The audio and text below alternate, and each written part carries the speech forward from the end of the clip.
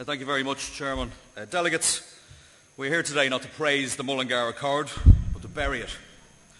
And in so doing, reasserting the independence of the Labour Party, a position recent history has taught us has been given away all too cheaply.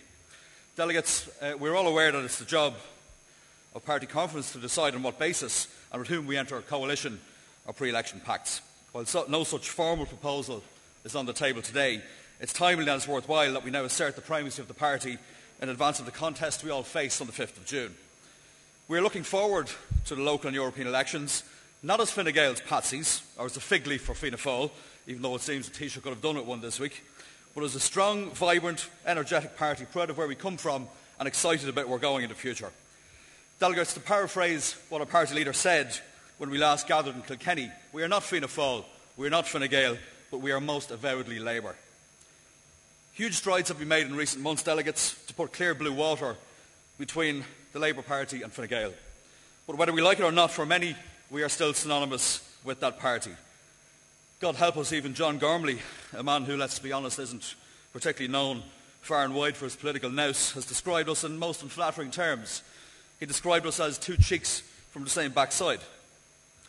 You know, I've heard similar analogies employed in recent weeks in relation to John's position in the present arrangement. Well, if Fianna Fáil is one cheek and the hard-necked independents are the other, we don't need a proctologist to tell us which place John occupies. Delegates, I have a confession to make. As a candidate in the 2007 general election, I supported the accord towards which this town has become associated. I believed at the time that it was the right thing to do, but boy was I wrong. And the more wheezes Fine Gael come up with, like the one last week in relation to the funding of third-level education through raiding the Social Insurance Fund, the easier they make it for us to keep on ignoring them.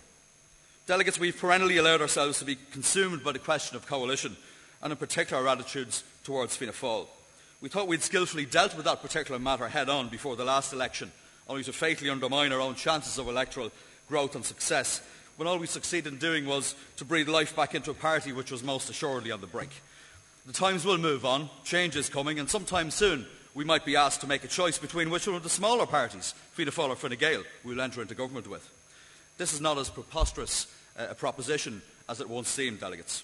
There's only one way, though, to ensure that we grow as an independent electoral force and as an independent party, and that is to determinedly and resolutely put Labour and those who support us first, outflank and outgrow either of the two parties, if not both of the two current largest parties, and bring our unique, distinctive message to the citizens of this country. It's our choice, and I commend this motion to the conference.